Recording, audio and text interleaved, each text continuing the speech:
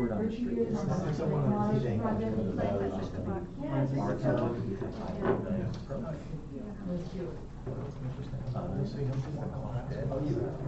He's got the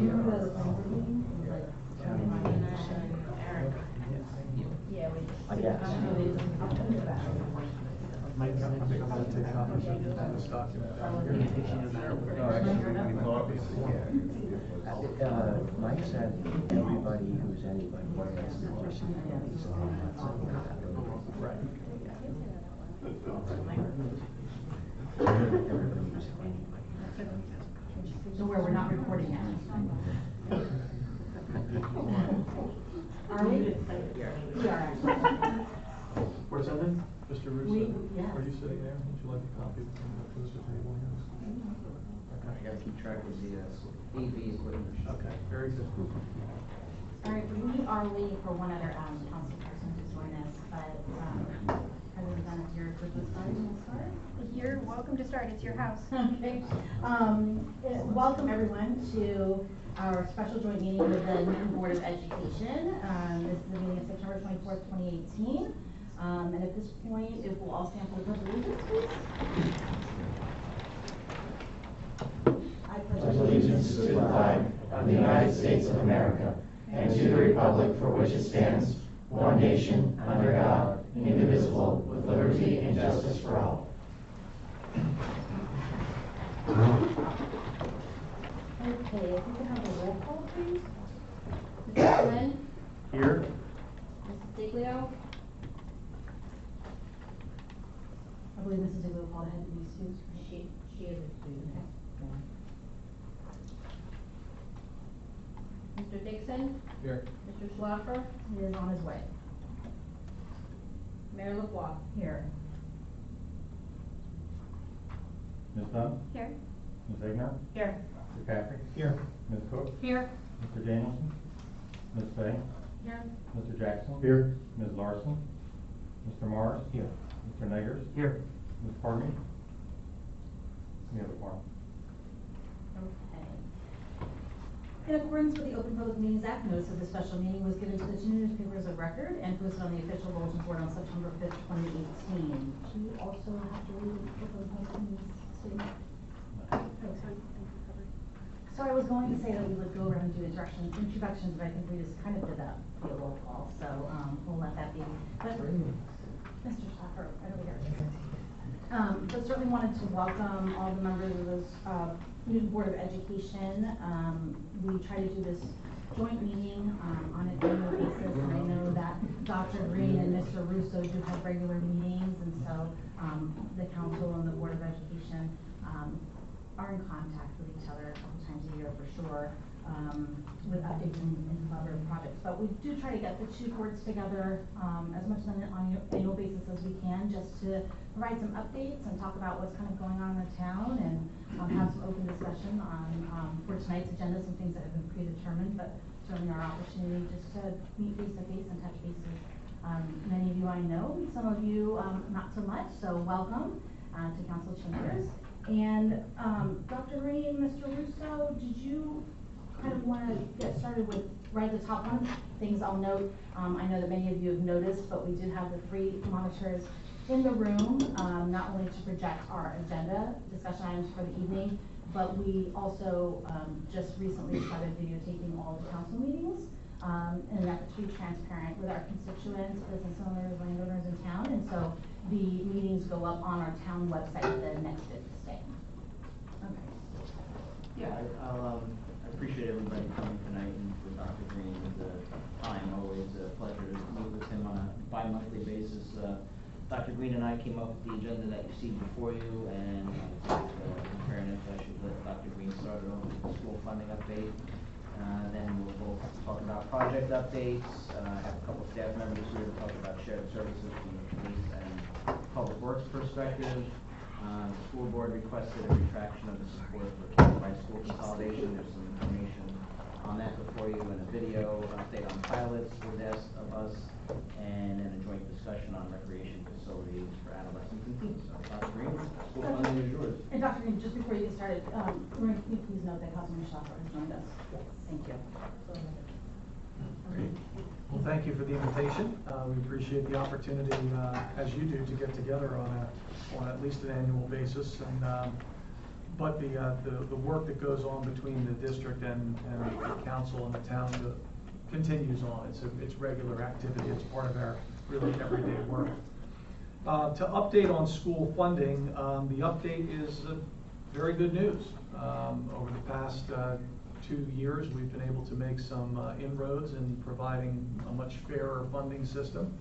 As you know, in the past 2 school budgets, the school board has returned $500,000 to the taxpayers of Newton, who have been grossly overcharged over many years as a result of state aid imbalances. We also now have a legislative solution, S2, which was passed and signed by the governor, which at the very least lays out before us a path toward continuing equity. We're going to have to keep our eye on the ball, though. It's just a plan, it's a pathway, but it needs to be fulfilled by 2 parts, one being additional state aid to get to the point where the state is providing its full contribution, which right now it is not, but it's made inroads over the last 2 years. And the second part being to make sure that districts are receiving an equitable distribution of those funds, which has not been the case in the past. So, as I said, the pathway now exists. It was a real tremendous victory, and I thank all of those who've been involved, and I know the people at this table and others in the community who have been involved in speaking to legislators, to speaking to the governor's office and to other administration officials to let it be known that we're not happy with the situation and it needed to be improved. So at this point, that's the update. We have a petition that the council and the board and members of the community also jointly joined in on, which was put before the commissioner. It was at the process of about to be heard by an administrative law judge when the S2 law was passed, and it was felt that with the pathway existing, that we should temporarily step back from that and give that an opportunity to work. We won't have to wait very long, because in February, the state aid figures will come out, and we'll be able to judge right away whether that pathway is being followed or whether we need to reinstate the petition and move our case. And I think we have very good legal arguments to make in that case, should it get to that. But I don't think anybody thought it was going to be done overnight. We do have a pathway now, and obviously we'd like it done sooner rather than later, but it seems a reasonable compromise. So that's pretty much where we stand on school funding. If anybody has any questions, I'd be glad to answer them. I think we join in you being hopeful that since the path has been laid, that those obligations will be fulfilled to the extent that they should be, right? But as you said, we'll know in February, right? Yep, we'll know very shortly. To determine next steps after that. Right, absolutely. And Councilman Dixon has been our liaison to the school board. I know he's been attending your meetings and he comes back and reports the things that are going on there too. So, any questions of Dr. Green on school funding?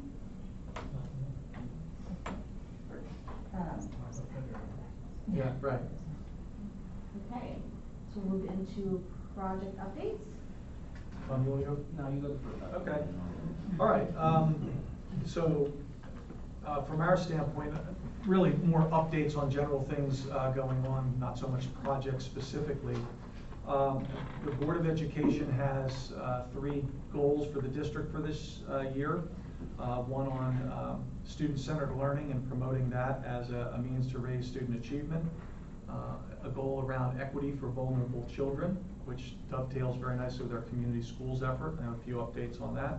And the third one being promoting safety, security, and sustainability. So focusing particularly on really enhancing our security. We believe we've always been a very secure district, but there's always things that you can do to step that up. So on student-centered learning, just generally some of the activities that we're working on there are further differentiated instruction. We're focusing most of our instructional resources this year on mathematics as a focus, with our focus over the last couple of years has largely been around literacy. more online and other accessible professional development paths for staff members, curriculum development, and also working on mindfulness as a means to ready students for learning. And we're very hopeful that that will help us get to that student-centered approach that we want. Just a couple of updates on community schools and equity for vulnerable children. Council should know that we were successful in the spring in applying for a federal grant to run our after-school program for grades 3 to 8. It's called Choose to Connect. You may be familiar with it in its previous form as Project Launch. It is now for grades 3 through 8. In the past, it's been for grades 4 through 8. And it provides 3 hours of after-school programming to include academic enrichment and remediation. It's a STEM-themed program, so we have STEM-themed activities that go along, and field trips and other speakers and so forth that relate to that theme of STEM, really STEAM, as we incorporate the arts, physical activity, nutritious snack. All of those are part of that 3-hour program that's done at Merriam and Halstead. So it's through a federal grant through Title IV, and it's on the amount over the next 5 years of over $2.1 million. So it's a lot of federal money that we otherwise would not get had we not applied for it to run this program. So we're really pleased to be able to offer that to our children and continue that moving forward. How many children participate? The grant was written with a target of 151 students. You have to get above 150 to get to the next level of funding. We currently have almost 250 students signed up. So it's very popular, and our parents have been pleased. And I think pleased that the district is also taking over running the program, previously run by Project Self-Sufficiency, and they did a great job. But there's even greater connection when the school's running it to the daytime program. So we're real pleased to be able to do that. Also on community schooling, one of the things that we've identified as a need is for social emotional learning, and particularly mental and behavioral health services. We know there's a gap in that, not just in our school, but in all schools, where we're able to provide sort of the general counseling on one end, where counselors meet with their students on a regular basis, to the other end when there is a crisis situation involving students. But it's the in-between part that we're not so able to do, which would be students who need regular, weekly, bi-weekly type of therapy and counseling that we just don't have the personnel to provide. So part of the community schools effort is to try to bring the resources of the community into the school. And so in this particular area, what we're doing is we're working with organizations who are providing mental health and counseling services directly to our kids in the school building. We're working with a number of organizations who are helping with that. Youth advocate programs, Center for Prevention and Counseling, Pass It Along. These are probably organizations you're familiar with. Newton Medical Center, we've had discussions with them, as well as with some private providers. And so it's been, we began this last spring, and we're able to continue it and build that program. So far we've been able to provide services for a number of students who've needed it. So is that a program that students and families opt into? They when do. They request? They do. So when families need those services, either because they identify it or it's being identified at the school level, without a community schools approach, what you're doing is really being able to provide the parent with a referral number. Here's the phone number. You can go to wherever that service happens to be located. With a community schools approach, where we're bringing them into the school, what we can do is say, I'm not just going to give you a number. That counselor's going to be here next Wednesday, and I can sign you up for that. So it's a whole different level. Parents feel very comfortable with their kids receiving the services in the school, and we think it's much more effective that way. For the agency that I work for in Morris County, we do a similar type of model for dating abuse prevention and healthy relationships, sexual assault, that type of thing. And it's something that the students come to the counselors for. The counselors are on site. Yep, Yeah. that's great. And we've done utilize programs like that where we have speakers to all of the students, or in small groups and those types of things. This is specifically to students who are self-identified or who we identify, but probably similar to that, that they're being able to be provided the service directly. Successful model when it's happening in the school. Yeah. Agreed. And two other things on equity for vulnerable children. We've received a grant from the New Jersey Department of Health for their Whole School Health New Jersey project. It's a small grant, several $1,000s, but it's something that is allowing our Halsted Middle School physical education staff to provide additional health and nutrition related programs to our students. So it was a nice opportunity, and thank Jared Rowe, who is the lead teacher who's running that program. And then finally on this topic, we are also in the process of applying for preschool expansion aid. You're probably familiar with that. It was a part of the state budget, and in previous iterations we were not deemed eligible for that money, largely because we weren't already receiving it. The state figured that if it was a district who was already receiving it and a program that they'd already vetted, it was easier to provide additional monies to a program like that rather than a startup. The fact of the matter is, though, that Newton's not a startup, perhaps in the eyes of the state, but we have been running a preschool program for quite some time. But the preschool program has been funded by parents paying tuition for the students, and also by the Board of Education providing some monies to that otherwise would go to the K-12 programs, not to pre-K.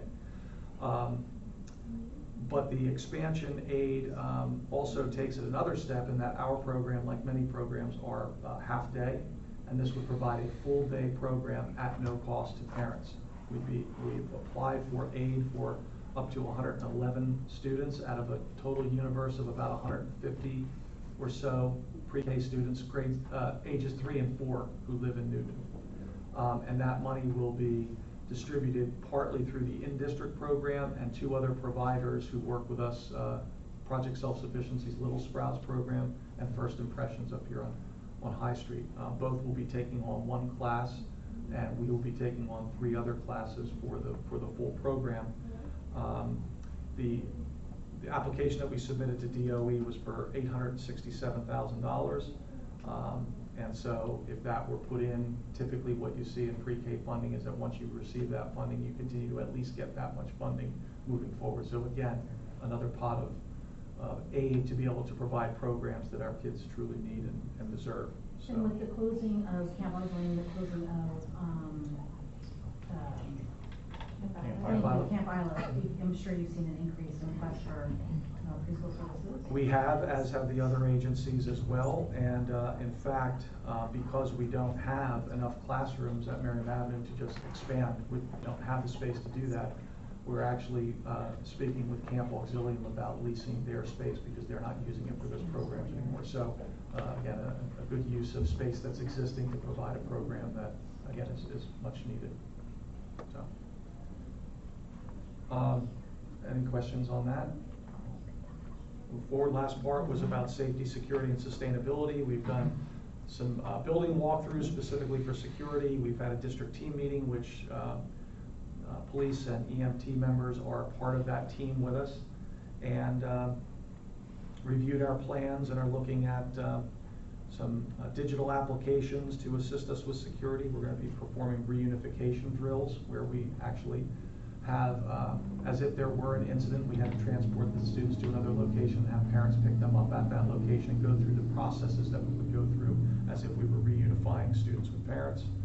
And I'll introduce you to Fred Savio, our business administrator, new business administrator. You folks are familiar with Donna Snyder, and she's retired this summer, but Fred has come on board with us, and one of the things that Fred is working on is an energy savings improvement program.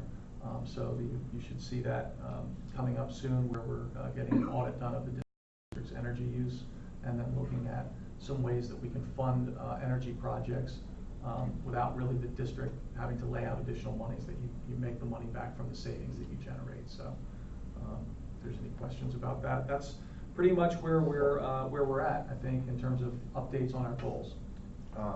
So would you be talking about solar? Is that a part of the energy program here? I don't think it is. No, it's largely around the energies that you're already using within the district's lighting and other energy use, that you're looking at different ways to do it more efficiently. Timers and LED lights, and yeah, those kinds of things. Have you noticed a reduction in energy costs due to the solar panels that were put on Marion School? Mm-hmm. You have noticed? Yes. Mm-hmm. Okay. Yeah, it's hard to judge because you also have to judge it based on the use and that the cost of it's changed. But yes, we've definitely seen a change. There's been an adjustment in the rate schedule. No, we haven't noticed an adjustment, but the rates can adjust. What happens in the summer? It's all backfed to the grid because you're really just, Mhm. you're only using HVAC and minimal lighting. Correct. Okay. And has there been any problems with mold in any of our schools? There has not. There has not. We use our schools about half of the summer for summer program, so they were being used actively, right? Doors opening. Doors open and so forth. But I, feel badly in, in some of the districts where, for as custodians who've gotten used to a pattern of doing their work for the past 10, 12, 15 years, and they were used to doing it a certain way, and we've had a summer that we really never had before, at least not in our memory. So it was really unfortunate that some districts had to go through that, but we did not. We were able to open and no issues. Glad to hear that. Yeah, it was good. It was good. One other point, two other points just to end is that we also passed our state monitoring this past summer. The state comes and does their monitoring every 3 years, so the DOE has designated us as a high-performing school district, so that's also good news. And for the second straight year, we have the Sussex County Teacher of the Year working in Newton at Halstead Middle School, Kate Delvecchio, our art teacher. So really pleased and proud of her, and I think it goes to, she certainly represents all the good teaching that's going on in the district, so we're very happy about that. So that's our report. All great updates. Mr. Russo? Sure. Just a few items, I know we're on a tight time schedule. Administration is working on the annual water sewer connection fee analysis. There's 2 state statutes that govern municipalities analyzing their cost each year to determine the water sewer connection fees for residents and businesses. So our auditor is currently working on that.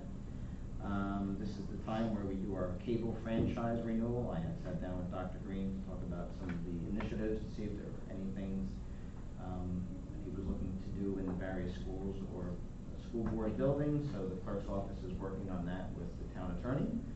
And we've begun the process of department presentations for the town council. September 12th, we have community development.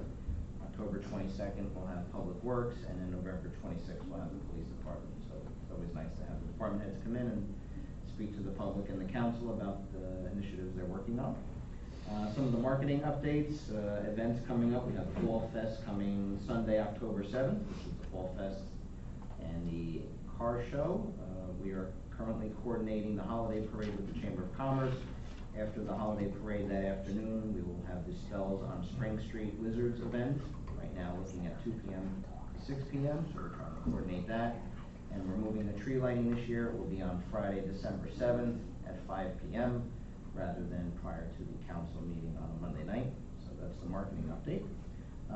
Some of the planning and zoning items we're working on, the armory, the state is still working on the armory cleanup. They've made a lot of progress. Currently working on an appraisal of the property so we can get ready to dispose of it when the time comes. The Boole is building on Spring Street. John Questley is looking to do commercial retail space and 44 luxury apartments up above, so we're currently working with him on his application for that. We're working with Bruce Gordon and the G&H property to try to get that redeveloped, so I'll keep you posted on that, but there's a lot of interest in that property as we speak. Wednesday, October 10th, our town planner's coming in to discuss master plan revisions with the town council. So if you're interested, please come to that meeting. And I'm sure all of you have been following the McGuire's redevelopment with the college. We just had a joint meeting with VOTEC, the college, and the county, and we're trying to work with them on a long-term use for the McGuire's parcels. There's 3 parcels that the McGuire's own, 3 that the town parking authority owns, and then 3 that are privately held, which make up the 9 parcels for redevelopment. And last but not least, Thor Labs is looking to come in with a 159,000 square foot expansion. Their property is located near the Moose Lodge Camp Island facility, so we're working with them on their application. As far as police and fire EMS, we're still working on the PBA SOA contracts. We had 2 rounds of mediation, which were unsuccessful, but I think we've gotten beyond the impasse and have an MOA that we're waiting for feedback on. We're working on Firehouse 2 construction. I'm sure you've seen the footings and the foundations being poured and taken care of. It's about a 12 to 18 month process for completion, but we're excited that that's finally underway. And tonight, if you're interested in sticking around past 7 o'clock, We have our sewer engineer, John Sherry from Mont McDonald, coming in to discuss the sewer line inspection project. We TV'd all the sewer lines in town, and we will go over the results tonight with John and his firm.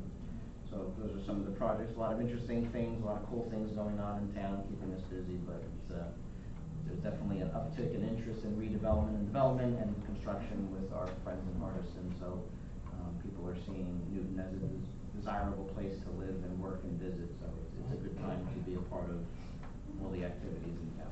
So that's a real brief and quick update. Is there any questions? Not from the public. Not from the public. We'll have a public Oh, session. okay. Well, you didn't have any so far, that's Yeah, why. no, that's at the end of the meeting. Thank you, Mary. Yeah, and actually that was your last comment about the shared services in Hardison, is probably a good segue to go to the next topic of shared services. And I think that this is great, a great conversation for the public for sure, because I don't think that many people are aware of the number of shared services that the Board of Education and the town are in partnership with, so. Yeah, I asked, rather than hear it from me, I'd rather hear it from the departments that are really involved with the school board. So we have Lieutenant Zappa from the police department and our assistant DPW supervisor, Adam Bowe. So I wanted to turn it over to them because of a great relationship that the departments have with the Board of Education and the employees. So maybe to draw straws to see who wants to go first. Mark, you've been chosen to go first by Adam, so. Thank you, Adam. Hello, everyone. So essentially, as far as shared services, I wouldn't consider this one, but I wanted to mention it anyway. We recently enacted the radio systems that we tied in through the schools that are either maintenance or security of the schools are now fed into our main radio console here. So our dispatchers 24/7, not that you're there at night generally, but we can passively monitor those frequencies. And what's nice with it too is if there is an issue, our dispatcher can actually patch a police officer's radio into your radios, no matter what school you're at. So I think that's helped with a lot of our security. I think Donna Snyder was a big part of that, so she really was part of that. So that's been up and running and it's been working very well.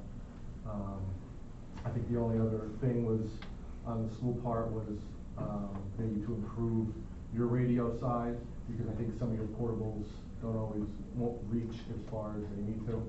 And I believe, if I'm not mistaken, Dr. Green, you guys may have been working with Pinnacle, the vendor. Yes. With maybe doing that. Yes. So hopefully that will work. That will help to increase security. We already have access to all the cameras in the schools. Right. Which are on our internet computers in dispatch. So if there is an issue, the dispatcher can bring up those cameras in any school to be able to try to get some maybe needed information that they don't have right away. So that's a plus for us too. But the biggest thing as far as shared service that I wanted to mention, and Chief wanted me to mention, would be where a lot of schools are going, is if there is interest in the Class 3 special that the state has come up with, which is an armed officer, uniformed officer in the schools.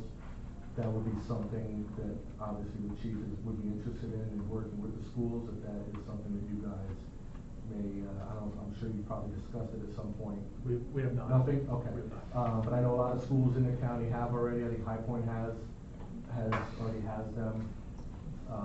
But that is something that, because it would be a Class 3 special, would go through the police department, but it is something that we would be, we feel may be of benefit. I don't know how you guys feel on it, but. Yeah, we haven't discussed it. In fact, the discussions I've had with the chief have largely centered around the fact that that we have a shared service in essence of the town police department. Yeah. Being able to respond within 2 to 3 minutes to any incident at the school. We also didn't want to feel like we're duplicating a security system that's already working very well. Whenever we've had an issue in any capacity, we've always had on-time response, both from the police and the EMT. I think that's an advantage of being in town. It is. For 3 square miles, so usually unless we're on something really, busy at the time, we're usually there within a minute. Yep. Which is a big advantage for No this question. community.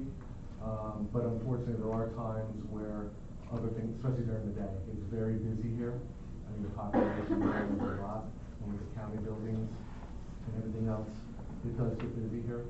Dispatch gets busy, and there could be those times where You know, they may be on something pretty serious at the time, and there may be a serious call coming from one of the schools. Whereas a school resource officer, you know, isn't generally there, but a class 3 person may be able to bridge that gap. So that's something that the chief wanted me to pass on. And that was pretty much it that I had. All right, on our end, it's mostly equipment and manpower. You guys utilize a lot of our equipment, sweepers for graduation, any kind of storm drain work you need, you use our vac truck. We help trees, storms down, we'll help go and cut trees down. Pretty much whatever, we have a good relationship with Joe, we're in constant contact, and anything really that comes up, we do. We mow the hill behind the high school. It's really what it, pretty much it could be anything, anytime, whatever. I think it's worth mentioning publicly that, we talked about mold in the schools, and we didn't have that, but we did have difficulty getting our grounds ready for the start of school, and so the first couple of days, it took some extra effort, and that effort was also provided by DPW to provide the mulch, and all your help was really appreciated, so thank you. It's a great example of working hand in hand. And I just want to add this on his part, that the DPW helped us out with the schools with crosswalks. Obviously with schools going and getting started, you know, they helped out. Terrible year to try to pay It was very rainy.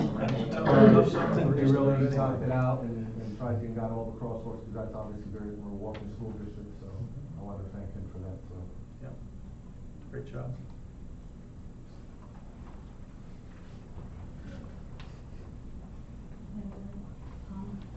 Any comments on that? No, nothing else on shared service. Any questions from the council for the shared services? The next thing on the agenda is school board's request for retraction of support of the countywide consolidation. At your seats is a copy of the resolution from last August that was supporting the countywide system. Also at your seats is a packet of information that actually has come out since that time and talks about some of the impediments to school district regionalization. And I think given that it's been a hot button issue, and it's continuing in the sense that as part of the legislature's efforts to consider the government spending and tax relief and so forth, their Paths to Progress report that's come out from Senator Sweeney and Senator Oroho also has concluded talking about consolidating school systems. We just thought it was appropriate to share at least where the board has been in terms of our discussions around it, and you know why it was important. We thought to bring this to the table. So just the background on it is that the call that's being made in Paths to Progress, Pathways to Progress, is for regionalization to K-12 districts, to move from these various types of districts to K-12. This is the governor's initiative, right, pushed by that joint board that was created. The joint board's not the governor's initiative. It was a joint task force that was created by Senator Sweeney, actually, and he and Senator Oroho were leading that task force, if I recall correctly. And they've now already starting to talk about this even further. So there's two aspects to this. One is the idea of consolidating from a K-12 perspective, which is something that our board has talked about publicly and opened the door to wanting to have discussions about that with Andover and Green, and they're well aware of that.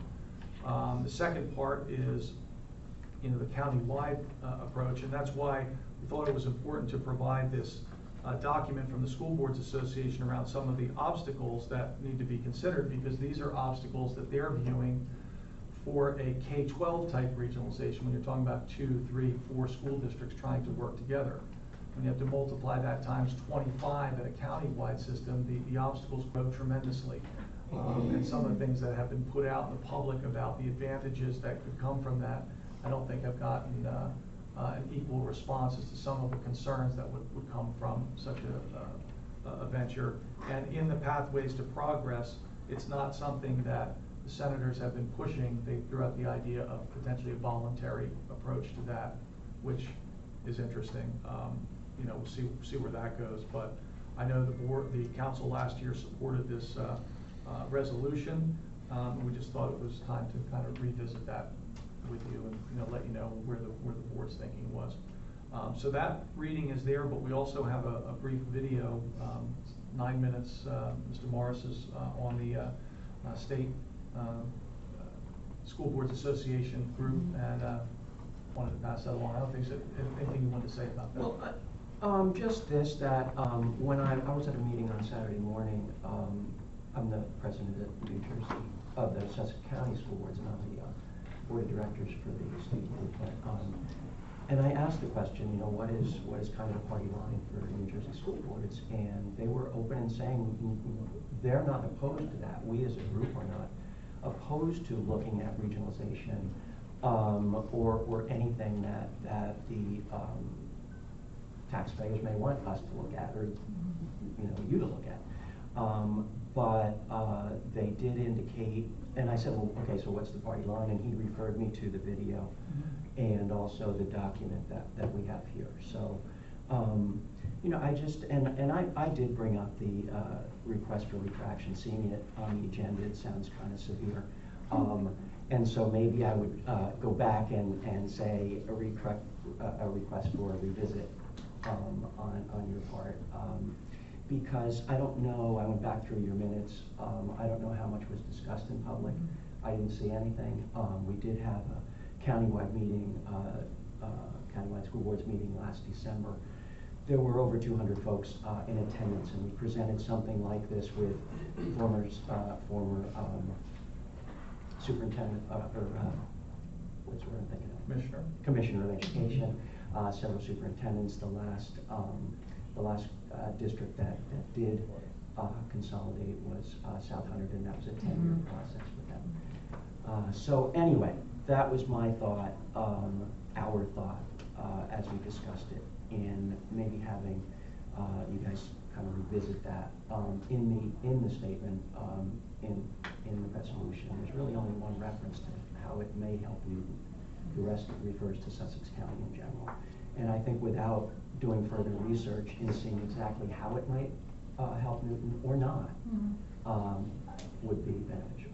Yeah, so I think, we had one set of information perhaps back in August of 2017. It sounds like, obviously, at the state level, they've been doing a lot of bipartisan conversation and looking into the conversation. We have this video that we're anxious to see. I think we're definitely going to want to read the materials here. And, we have new members on council, and we haven't really talked about this issue since then. So we certainly appreciate the request and all the information coming forward, and we'll take it back for consideration and see what we can do, right? So we're going to show the video this time. Thanks. Yeah, it was a very informative video. Thanks. Yeah, I'm interested in reading the material as well. Great, thank you. And we'll, be available to answer any questions as we go along there. And you said that the Pathways Department's report has already been issued? Yeah, I got this at our meeting on Saturday morning. I don't know how I'm sure long we'll it's find been it out, online. but yeah. Yeah, I wrote that down, so take care of it as well. Okay. Okay? Yep. And then there was, the next item on the agenda is the update on pilots. Tom, you want to start? Well, the school board had requested a discussion on pilots. I don't know if Dr. Green, you want to walk us through any conversations on your end? No, I think the idea was just wanting an update from the council as to where that stands and thoughts about that moving forward, because obviously it would be an area of concern. Mary, you want to jump on? Yeah, so, as a public knowledge, we have 6 areas that have been deemed in need of redevelopment in the town, right? So some of those already have written redevelopment plans, others can still be developed. And certainly we do that in conjunction under the land use law with our planning and zone board. So we do have developers that are interested, and I think the big project on the table right now is discussion in the public is McGuire property, but we can tell you that right now there is not any developer that's come to the table and asked for a pilot under any of those projects that we know of. So there's really no news on that front. From our perspective, we have no requests currently for any new pilots in town. I will say that it has been, we've been cautiously treading those waters as we approach the idea of a pilot. It always comes back to the discussion about, well, municipal taxes, what does the pilot do and how does it impact the schools? Obviously, if there's an element of increased student enrollment, that would, potentially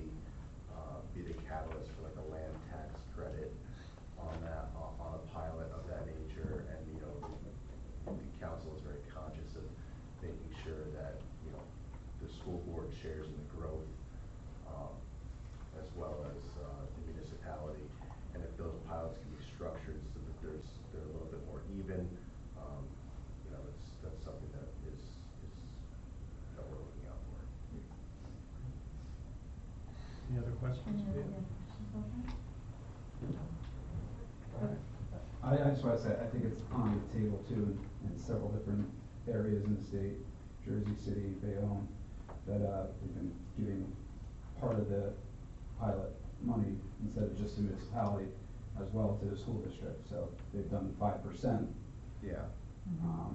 Yeah, the hybrid plan. As a hybrid plan, I think that's something that maybe, if anything does come down the pike, that we could, consider possibly as well, in the school.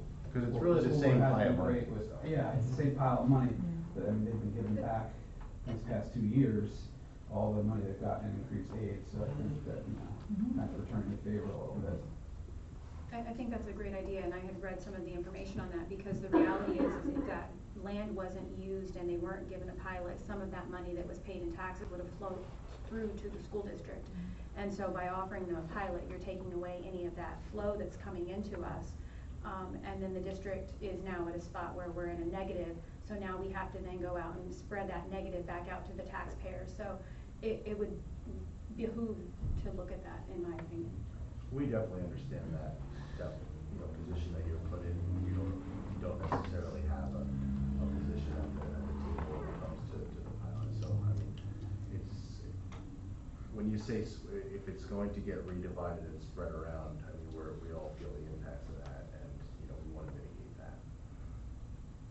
Councilor Schaffer, were you about to say something? I was just gonna say, from my standpoint, I would have to be, I guess, for lack of a better term, a come to Jesus moment for me to support any pilot program moving forward anyway.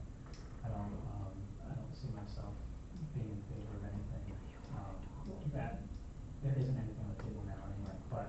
No, it's always I'm up not- to the developer to approach the town, request, but. There's nothing on the table now, but I am, very much against pilot program. It usually comes from the demolition and cleanup that a site must undergo in order to even make it viable, and usually that's the catalyst, though. I mean, it would either sit vacant or be developed, and there needs to be some type of concession usually. Right, well, we're a very small town, I think at this point we've given out as much as we need to get this huge ball rolling now, as far as interest in the town. So at least from my standpoint, I'd have to, like I said, it would have to be a big swing for me to support any pilots, but I'm also just more of a Okay, thank you. Okay. And then our next item before we open to public is recreation facilities, adolescents and teens. Exciting. What are we talking about? Yeah, we're just, concerned that, the facilities that we have, certainly from the school standpoint, are heavily utilized. I think you're probably well aware of that, between the teams, the athletic teams that we have, the club activities that we have. I mentioned before, Choose to Connect C2C, the after-school program, also utilizes our large facilities. And of course, they're used by the rec programs and by, the town rec programs, and also other the townships outside. And so heavily utilized spaces, and I just think the idea was brought forward by members of our board that, in adolescents and teens, those very tough years, we want to be able to provide as much as we can to keep kids doing the right thing. And so I'm sure it's a shared interest, and that's why we bring it up. It wasn't meant to say one party's doing one thing and somebody's not. It's just the idea of thinking about the potential for additional facilities or uses, creative uses of existing facilities, and ideas perhaps that the council has thrown around, and ideas that you have. And as we've said, we've pursued looking at some additional facilities for some of our needs, and I think that's where it came from. So it was just an open question and something to explore together. Yeah, it's interesting because the conversation on facilities for teens and seniors, right, have come up over the last few years. And as a matter of fact, in the development of the RPM project, I remember, just in conversations during the development of that project with the planning board, and as it was being developed, about having, that community center for the residents of the building, and that could also be used again by the community, but really having a senior room, since it was a senior housing project, right? So, I even remember many years ago, potentially having a community center of sorts for teens in mind, on other redevelopment projects, whether it was at the Armory or others. So I think, you know, as, there might be some future potential even to collaborate with developers as they're coming in, looking at some of these parcels of land, but, you know, Deputy Mayor Flynn and I had the, pleasure before this meeting to, and I'm just gonna bring up my notes because I don't wanna get this wrong, but to be down at Memory Park, to talk about, and to look at the development of the rain garden down there, right? So we were down there with, one of your teachers, Donna Nilsson, who's also the, she is the staff coordinator, I guess, for the Earth Club, yeah, right? And a couple of her students that were down there, and, she was talking about, you know, student engagement, and I got to meet, one of your third graders who's just, was so dynamic, and he's out there planting and, putting down mulch, and, you know, was just hardworking, and, you know, so, and when we were down there talking, we were talking about how, the parks at Memory Park have really come along, and there's been work done by DPW and, in collaboration with, Nathaniel and his team and the Earth Club, and how, at least my 20+ years here in town, you know, how the facilities have developed, but really, you know, if you're not, if you're a teenager, right, or a preteen, and you're not an athlete, and you're not involved in some other clubs, you know, what are some opportunities to kind of have a space to go in town, right? So we've had fits and starts on the conversation, and I think we'll continue to keep it, in my opinion, top of mind as, I think opportunities come up, and there are some exciting projects, I think, with a couple of parcels of land that maybe there are some opportunities that we can talk to developers who are thinking about it. Great.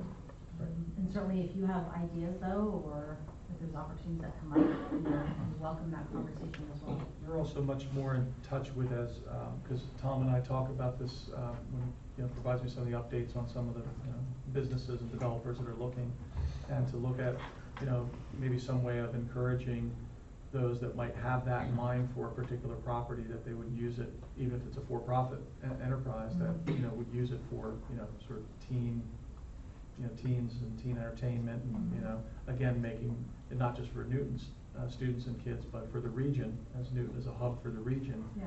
Maybe a good place to consider if there are large spaces for redevelopment that they think about, you know, teen activities and how that might be profitable for a business. Yeah, and we had, you know, ongoing conversations. I mean, Dr. Robert Chosey and his team, you know, came before the council a couple times to do presentations on his big vision.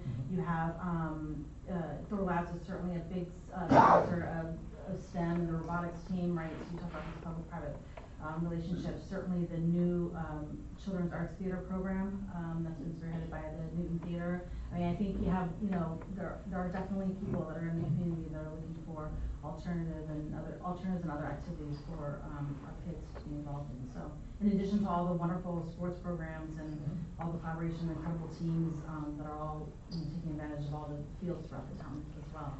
Yeah, there's plenty going on. It's, you know, but there's always a need there. So thank you. Appreciate the discussion. Any other topics or questions before I open it to the public? I know we're sitting at 6:59, but we certainly want to open the meeting to the public, and, you know, obviously push off the start to our council meeting. So for those of you that are just joining and wondering what meeting you walked into, this is the annual special joint meeting with the Newton Board of Education and the Town Council. And so we've just been going through, as you can see on the screens, an agenda of items to just update the two boards on. So at this time, I will open the meeting to the public for anyone who wishes to come up. The Town Council and the Board of Ed welcomes comments from any member of the public on any topic. We'll limit it to topics on this agenda, please. To help facilitate an orderly meeting and to permit the opportunity for anyone who wishes to be heard, speakers are asked to take one turn at the microphone, and please limit their comments to 5 minutes. The clerk will keep time. If reading from a prepared statement, please provide a copy and email a copy to the clerk's office after making your comments, so they may be properly reflected in the minutes. Mr. Malone? I could very easily ask the question. You see,